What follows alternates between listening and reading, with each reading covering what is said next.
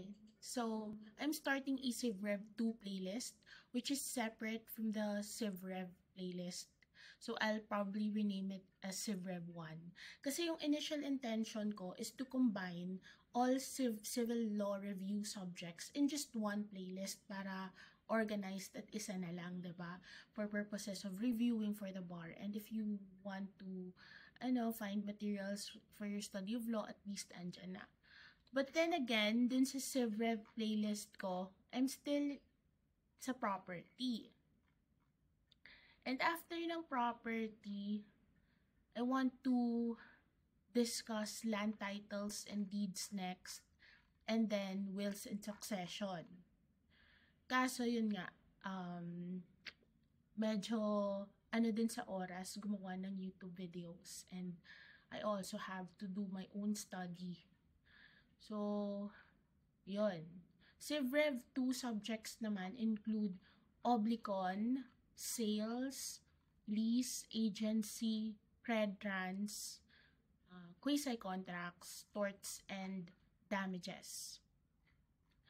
So, sa personal study ko, I'm already at agency. So, yun. And naisip ko, I want to make videos on agency, parang study with me video. Kasi making these YouTube videos also help me in absorbing the topics myself. Mas maganda yung aral ko, mas maganda yung retention ko kapag ginagawan ko ng YouTube video. So, yun. But if isisingit ko agad yung agency doon, na meron pang property na hindi tapos doon, parang magiging magulo siya, diba? So, yun. Separate na lang yung Civil Law Review 2. And, instead na mag-start ako sa oblicon, I'll start with agency. So, I'll tackle agency first, and then credtrans, and then compromise agreements, quasi-contracts, and then torts and damages. And then, babalikan ko yung Civ 1 playlist. Tatapusin ko yung property. After ng property, land titles, and then wills. After ko matapos yung wills, babalikan ko tong CivRev 2 playlist. And I'll do oblicon, sales, and lease. So, ganun yung ma-expect nyo na uploads ko for the civil law review videos. But, of course, meron na akong mga nakaschedule for remedial law review na videos. So, wait nyo na lang. And then, tuloy-tuloy lang din yun yung REM. Kasi yun yung gusto kong tutukan for this month, the next few weeks, REM and Civ. And then, ano pa ba yung mga utang ko? For Poly, hindi ko pa tapos yung Consti 2. For Crim, hindi ko pa tapos yung Crim 2. So, I'll just be uploading. I probably won't make tax law videos, tax rev, kasi mahina ako sa tax rev. We'll see if I can do commercial law review, like a study with me thing lang. And, nakakapagod din kasi yung, mas madaling magbasa na lang, diba? Kasi sa gumawa ng YouTube videos. But, this also helps me in terms of like, really understanding the topic. Tapos, labor law, could probably do labor law. That's fine. I can do labor law. So, what I cannot do is tax law talaga. Kasi, I think mas marami channel dyan na could better teach tax rev because I'm not a CPA. And I'm also struggling with tax. So, yeah. I don't think I have the capacity to really discuss the topic. Okay, so agency. So the way we'll study Civ, I'm just gonna go straight into the concepts.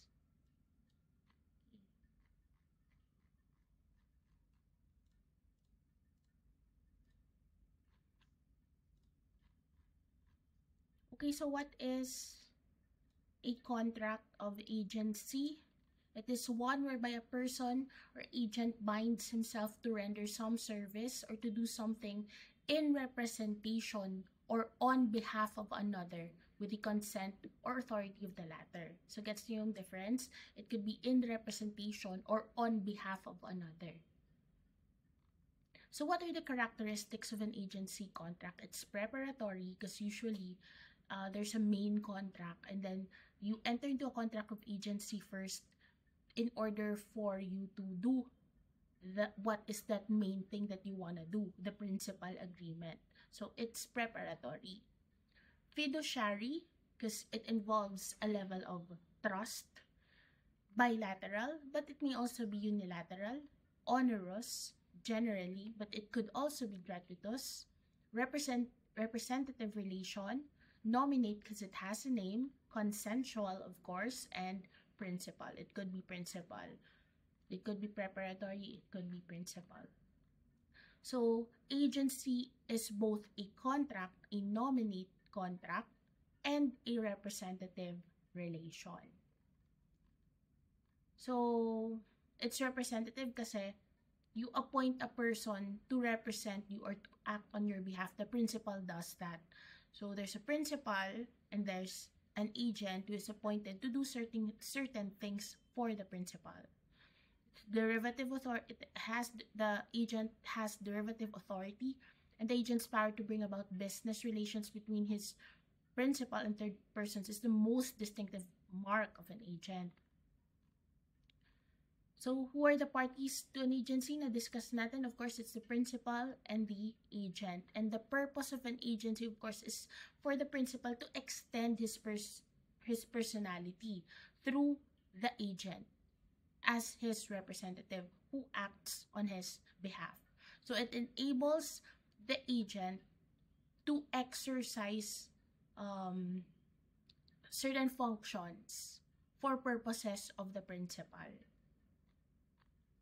So what are the elements of an agency? Consent, because it's also a contract.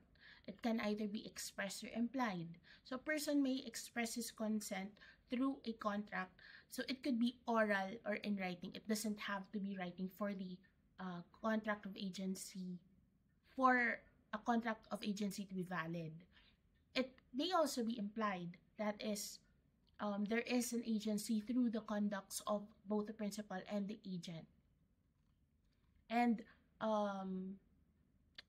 it's also possible that there's an agency by presumption and by operation of law.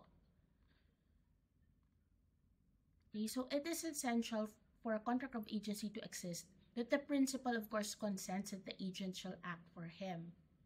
Hindi pwedeng a person just acts on behalf of another pero walang consent. That's different. That could be negosyorum gesture or something else. So any person or entity having juridical capacity and capacity to act, a person that is not disqualified may enter into an agency. So a principal must be capacitated or have a legal capacity to enter into a contract, and the agent's capacity is usually immaterial. He does not have to possess full capacity to act for himself insofar as third persons are concerned. So thus, even one under legal disability, such as one being a minor, for example, whose contracts are not binding upon him, may act as an agent and bind his principal. But in some instances, additional qualifications may exist. So, insofar as his obligations to his principal are concerned, the agent must be competent and bind himself. The extent to which an agent is a fiduciary and is subjected to duties and liabilities to his principal depends upon his capacity. But pwede that the agent does not have full capacity. Yun nga, a minor could be an agent. So in an agent-principal relationship, the personality of the principal is extended through the facility of the agent. In doing so, the agent by legal fiction becomes the principal, authorized to perform certain acts for the principal. So objects, execution of a juridical act in relation to a third person. Cause, it may again be onerous or gratuitous, but it's always presumed to be done for compensation. It is not necessary that there is a consideration, however, for there to be an agency. And the agent acts as a representative of the principal. That's also an element of agency, of course. And the agent acts within the scope of authority, or else ultra vires ang acts niya. Hindi re-recognize that would bind the principal. So the agent must act as a representative and not for himself, and must act within the scope of his authority. Very important. So what are the acts that the principal may delegate to an agent? As a general rule, what a man may do in person, he may do through another. Meaning, as a general rule, pwede kahit ano. The exceptions are personal acts and criminal acts, or acts not allowed by law. So ano ba yung mga personal acts? These acts are, for example, the right to vote, or to run, or the right to marry, or the right to make a will, a last will. Diba? These acts should be done by the person talaga. The relations of an agent to his principal are fiduciary in character since they are based on trust and confidence. However, as a general rule, pwede kang kumuha ng sub-agent. Pero, bawal ang sub-agent if nandun sa agency agreement nyo, sa pinag-usapan nyo na ikaw dapat talaga yung agent. Kapag sabihin ka ng principal na, I don't want anyone else doing this for me. It has to be you. Kasi nga, it's fiduciary in character. But there are instances that an agent could get another agent, diba, to do whatever it is that the principal asked him to do.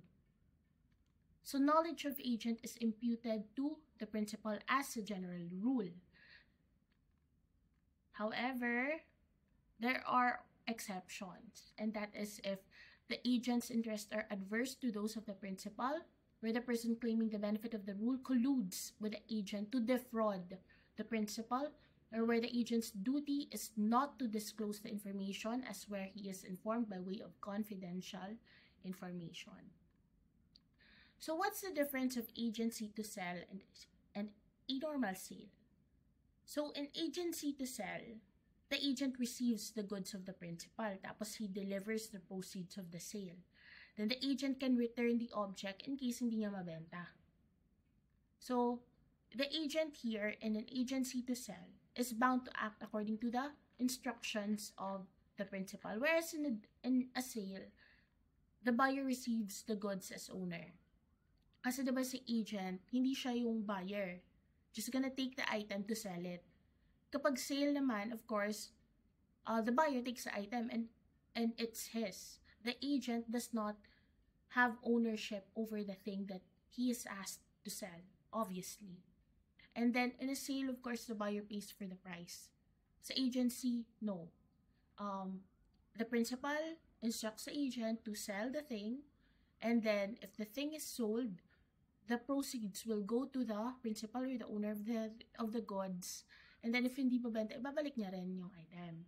Of course, wala nang balik-balik sa sale kasi sa'yo na yun eh. Obvious naman yung difference ng if you get an item and you're just an agent versus if you get an item kasi bought it. So, agency versus lease of services. Of course, in the agency, there's representation. And the relationship is extinguished upon the will of the principal or the agent. The agent can always say that I don't want to be your agent anymore. The principal can also, of course, say that I don't want you to be my agent anymore. So, an agent may also exercise discretionary power. Depende sa acts that he's allowed to do on behalf of the principal. And usually an agency is a preparatory contract, but it can also be a principal contract. Whereas in lease of services, the principle of employment is applied. You're doing something for a person as a form of work or service. Sa agency kasi, you're doing things for a person on his behalf. Sa lease of services, ginagawa mo yung mga bagay-bagay din because trabaho mo yon. But you're not acting on behalf of your employer or on behalf of a client. Yun yung kinaiba. Sa agency, pwede ka rin may mga gawin, pero that's always on behalf of the principal or in representation of the principal. And in lease of services, of course, there's concurrence of the parties then, and the employee will also act depende sa kung ano nasa job description niya, roles and responsibilities niya. So it's always a principal contract. So the difference between agency and trust naman, agency is a contract, trust could be by contract yung source niya or by law. As to extinguishment, agency may be revoked anytime. However, sa trust, it is terminated only upon the accomplishment of that set purpose why the trust was established. So the agent does not hold title over the property subject of agency, while in a trust, the trustee holds title over the property subject of the trust agreement. As to representative capacity, of course, the agent acts in the name of the principal and has authority to represent the principal, whereas in a trust, hindi wala namang representation dyan eh. The trustee acts in his own name as the trustee, and the trustee does not have authority to bind the trustor. He's not acting on behalf of the trustor. Hindi siya representative ng trustor. And agency, pwedeng service, pwedeng involving property, pwedeng hindi. Sa trust, it always involves control over a certain property, that property which is the subject of the trust agreement. What's the difference naman of agency versus guardianship? Sa agency, again, may consent yung principal at yung agent that the agent will act on behalf of the principal.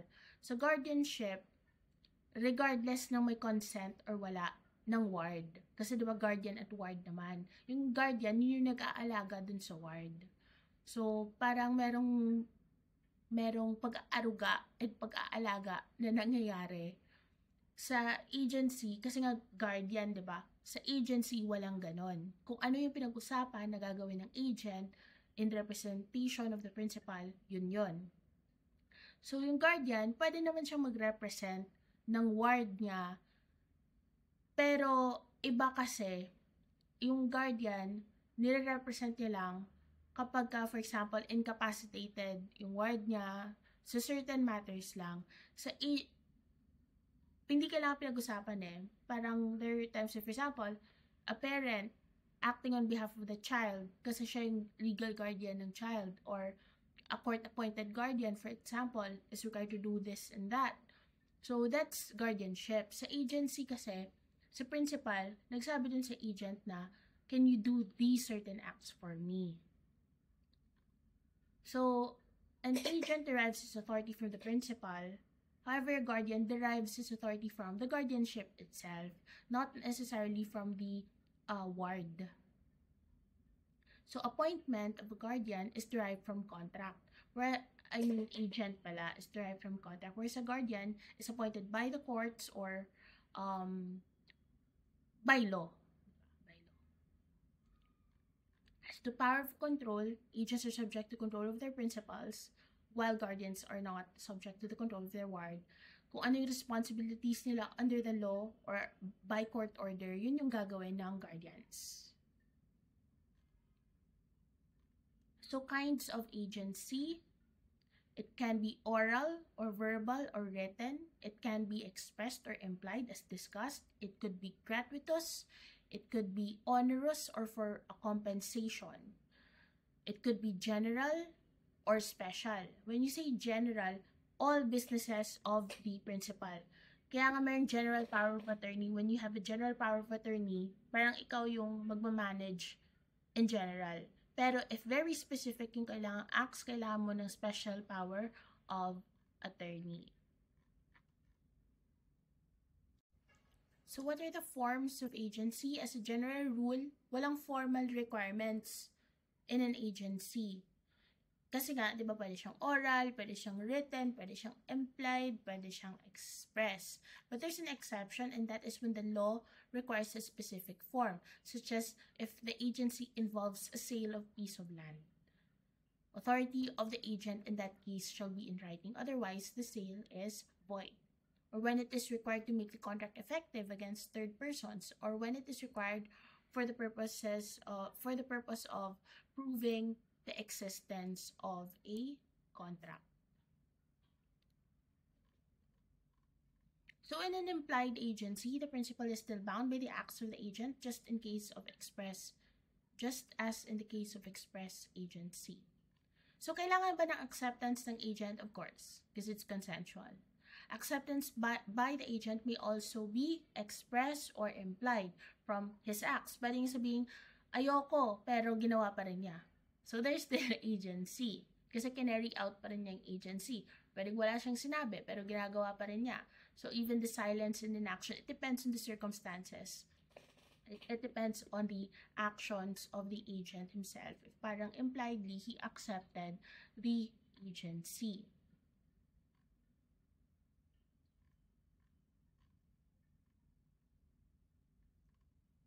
Okay.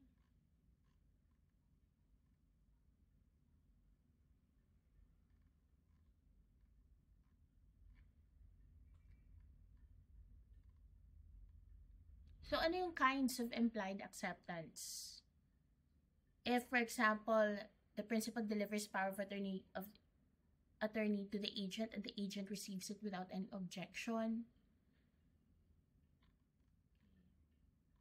If the principal transmits his power of attorney to the agent, walang objection, the principal entrusts him by letter, telegram, a power of attorney with respect to the business in which he is habitually engaged as an agent and he did not reply. So, parang silence means yes yung rule dito. However, acceptance cannot be implied from the silence of an agent. Yun lang kapag parang habitually engaged na siya doon and hindi siya nag-object. So, pag engaged for the first time, dapat i-acknowledge siya talaga or wala siyang objection. Kapag habitually engaged naman yung agent sa ginagawa niya and parang gustong i-renew and di siya nag-reply, it's presumed that gusto niyang ituloy or okay lang sa kanyang ituloy. But as to the presumption of agency, it's not presumed. Iba yung you presume sa there are implied acts. Okay? Unless it's by operation of law or to prevent unjust enrichment. So it is not essential that the agent should be appointed directly by the principal, but the appointment may be made through another, as by referring an applicant to another and representing that he has authority to act, or the relation may arise out of an agreement to employ the agent of another, such person then becoming an agent of the first party. So the agency is impliedly accepted if the agent receives the power of attorney, again, without objection. So, ano ba tong power of attorney? It is an instrument in writing by which one person, as principal, appoints another as his agent and confers upon him the authority to perform certain specified acts or kinds of acts in behalf of the principal. And the purpose is not to define the authority of the agent as between himself and principal, but to evidence the authority of the agent to third parties with whom the agent deals. Power of attorney is valid even though no notary public intervened in its execution. It doesn't have to be notarized or in a public document. It's still valid.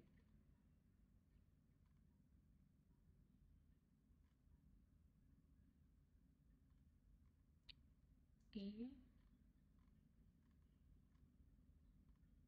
So if a person specially informs another or states by public advertisement that he has given a power of attorney to a third person, the latter thereby becomes a duly authorized agent in the former case with respect to the person who received the special information, and in the latter case with regard to any person. And the power shall contribute to be in full force until the notice is rescinded in the same manner in which it was given. So one who clothes another with apparent authority, very important to concept, as his agent, and holds him out to the public as such, cannot be permitted to deny the authority of such person in good faith and in the honest belief that he is what he appears to be. So if parang ginawa mo na rin siyang agent, you can't deny it. Kasi that's, there's already estoppel. There's agency on estoppel. Kasi you clothed that person with apparent authority. So if that person you clothed with apparent authority that he is your agent and if he acts like your agent, then you cannot deny it. Kasi ikaw din, may ginawa ka rin to make it seem that he is your agent, that he has authority. So if third persons deal with that agent, it can bind you because you empowered that person to act as your agent as if he had authority to act on your behalf. So, depende din to sa circumstances. So, estoppel of agent, one professing to act as agent may be estopped to deny agency, both against the asserted principal and third persons. Estoppel of principal as to agent, if he knows that another is acting as his agent and he fails to repudiate acts or accepts the benefits of them. Diba? Tinatanggap mo rin naman. So, it's like you assented to it. As to the sub-agent, he must have known or be charged with knowledge of the fact of transaction and terms agreement between the agent and sub-agent. Pag aware siya, hindi ka pwedeng i-deny yung acts ng sub-agent. That could still bind the principal. Estoppel of third persons, the third person having dealt with one as the agent, may be estopped to deny the agency is against the principal agent or third person in interest. He will not, however, be estopped where he has withdrawn from the contract made with the unauthorized agent before receiving any benefits thereunder. And the government is neither estopped by the mistake or error on the part of its agents, but it may be estopped through affirmative acts of its officers acting within the scope of their authority. So what's the difference of agency by estoppel and implied agency? By estoppel, kasi you're restricted to cases where authority is not real. Wala naman talagang authority, but it's apparent. And there was reliance by third person that such person was clothed with authority. So wala talaga siyang actual agency, but because of the circumstances, because of the actions of both the agent and the principal, it is as if there's authority. So that could still bind the principal. In an implied agency, meron talagang agency. Hindi lang express. Hindi lang nakasulat. So based din sa actions nila, they have accepted the agency. There is actual agency.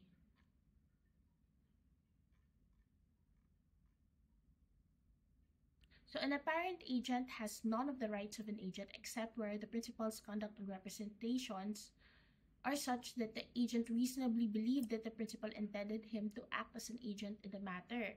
While in an implied agency, the agent has actual authority to act on behalf of the principal.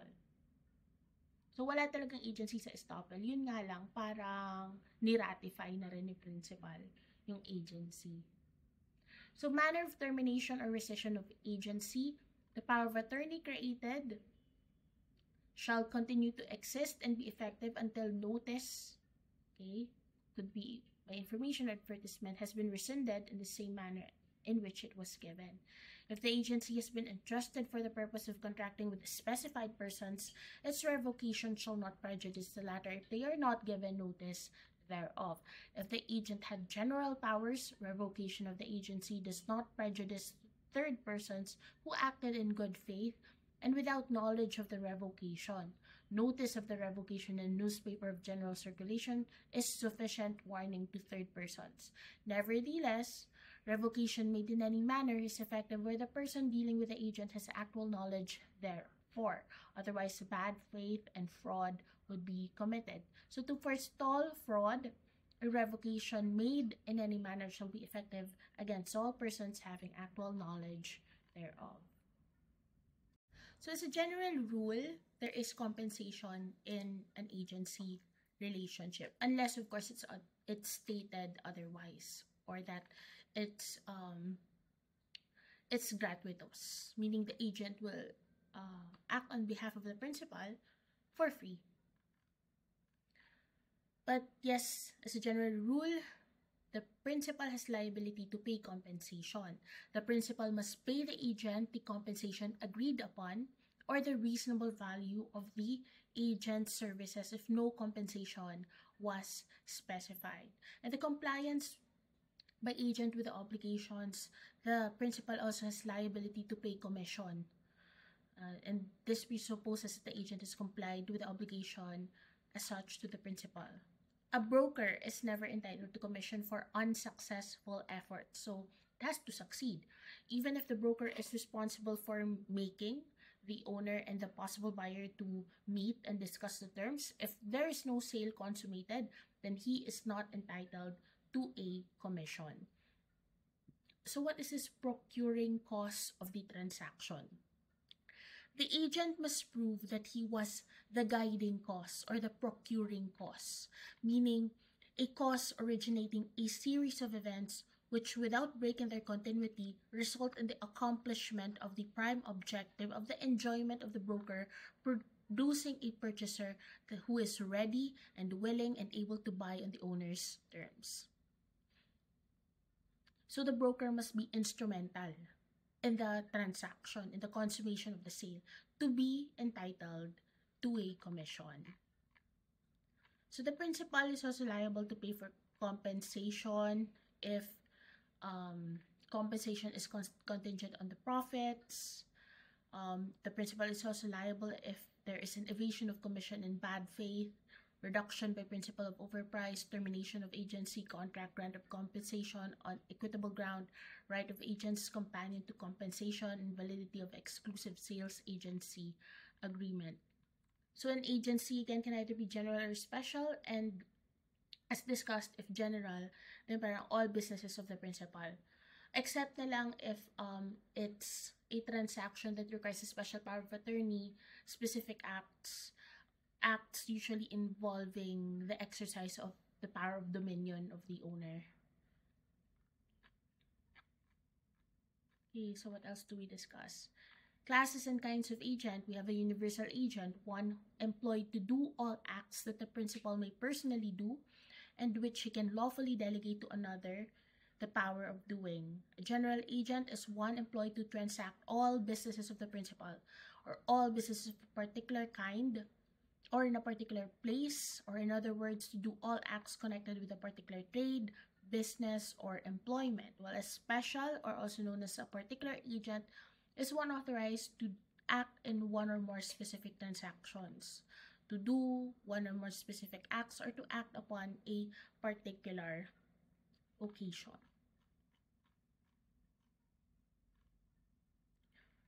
Okay, so what are these acts of administration? Basically just managing or sound management of the affairs of the principal. Okay. So when is a special power of attorney necessary? In making payments that are not usually considered as acts of administration, hindi pwedeng general power of attorney lang. Kailangan meron talagang special power of attorney. Unless lang yung payments is in the regular course of business.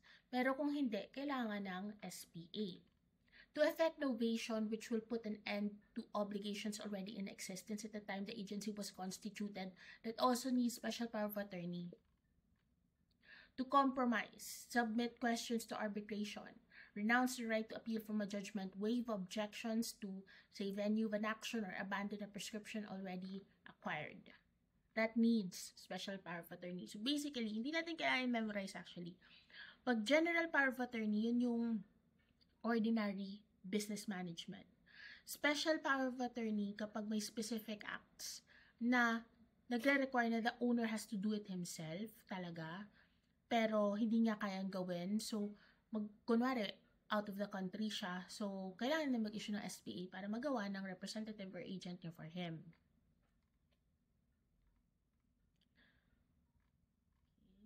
Waiving an obligation gratuitously, that is also one. Entering into contracts which involve ownership of an immovable, mga lupa for example, it's also one which requires an SPA.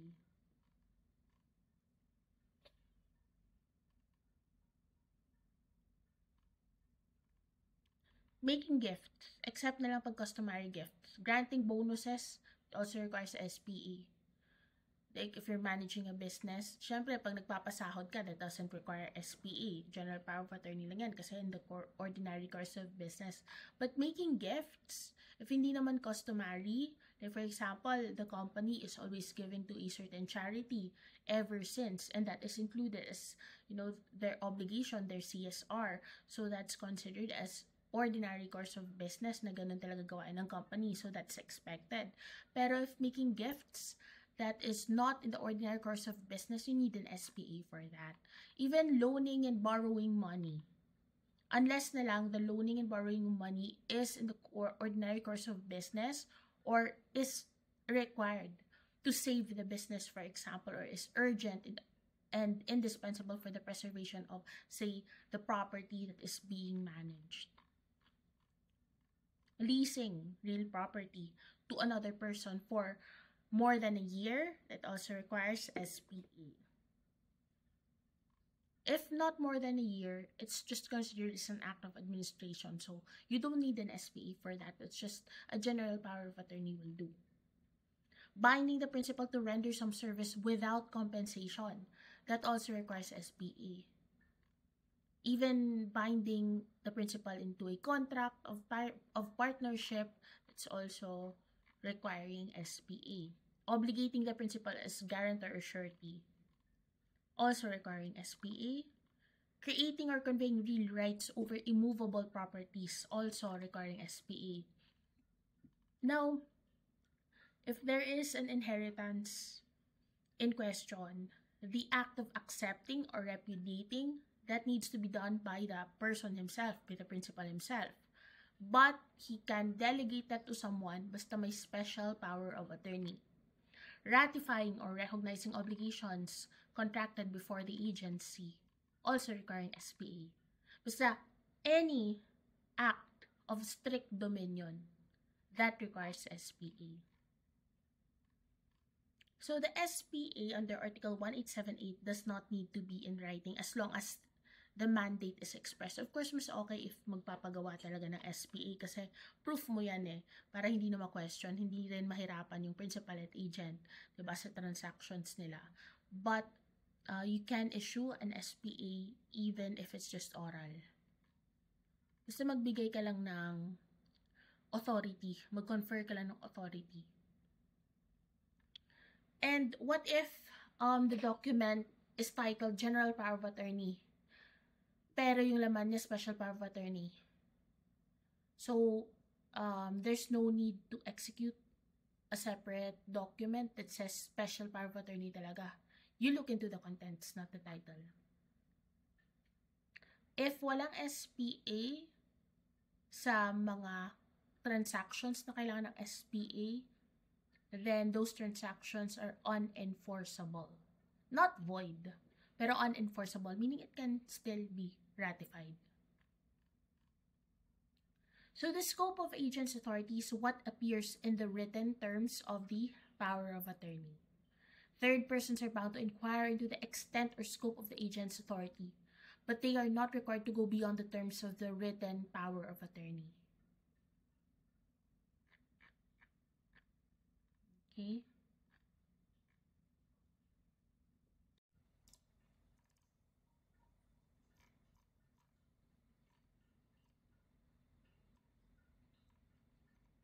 Okay.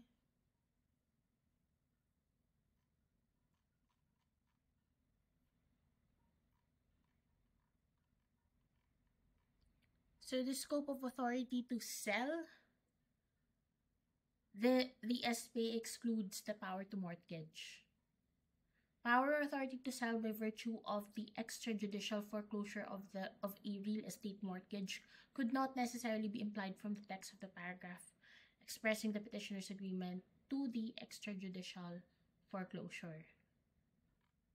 Scope of power to compromise. SPA to compromise does not authorize submission to arbitration.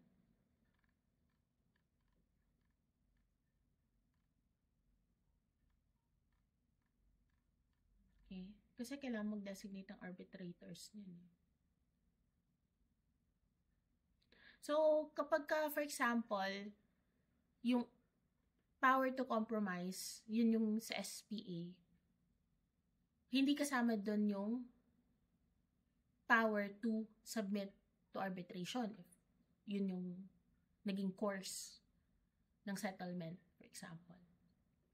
So, kung gusto ng principal na si agent pa rin yung masikaso ng arbitration on his behalf, he can do so, but he has to execute a separate SPA, specifically stating that he allows the agent to submit the matter to arbitration. Okay? Again, the principal is bound by the act of the agent. That is, if the agent acted within the scope of his authority, acted on behalf of the principal. Kasi if ultra vires yung acts ng agent, then of course, the principal is not bound. So there's actual authority which can be expressed or implied. The principal is bound by the acts of the agent on his behalf. There's just this apparent authority. We already talked about this. There's no actual authority, but still it binds the principal kasi nga, diba? There's apparent authority.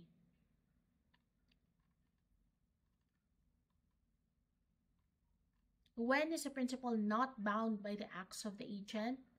Of course, if ultra vires yung acts ng agent. Or if the agent acts in his own name. Except na lang that the transaction involves a thing belonging to the principal. And of course, depende pa sa circumstances. Could involve the property of the principal, pero ultra vires yung act, so bawal. So, what are the effects of the agent's acts? If with authority, then it binds the principal. The agent will not be liable. If in his own name, it's not binding sa principal, sino yung liable? Of course, the agent.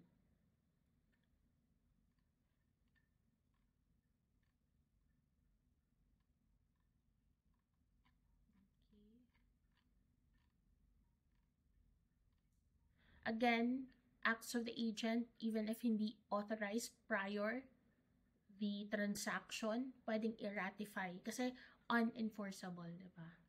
Hindi naman void.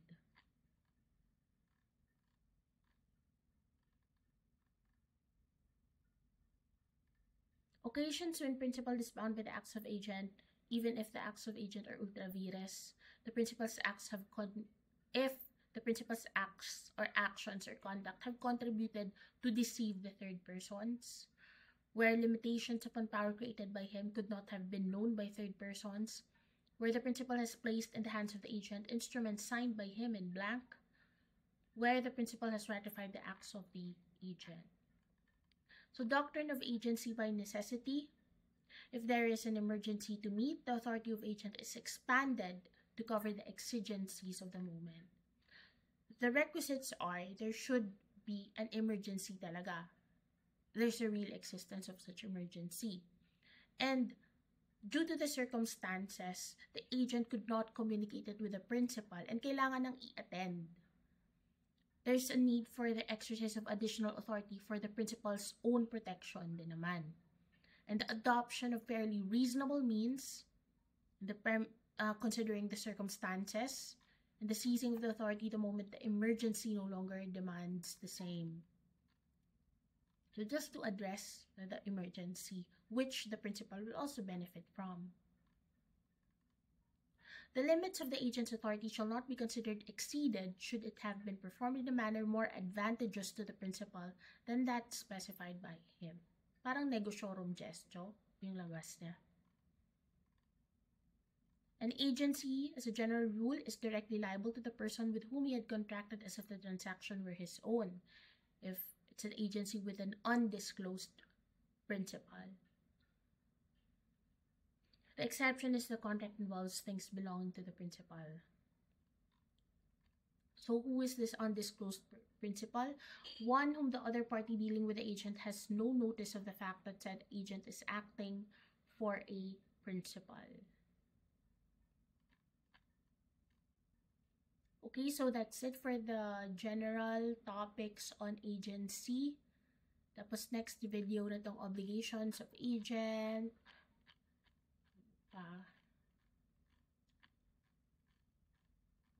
Obligations of agent. obligations of principal. Medyo mahaba din pala.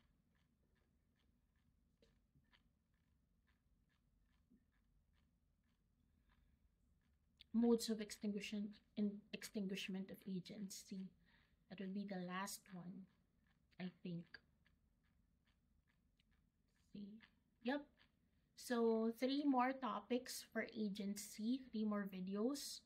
The next video would be obligations of the agent, next would be obligations of the principal, and then lastly, modes of extinguishment of agency. And after agency, you'll go to credit transactions. Okay, see you, bye.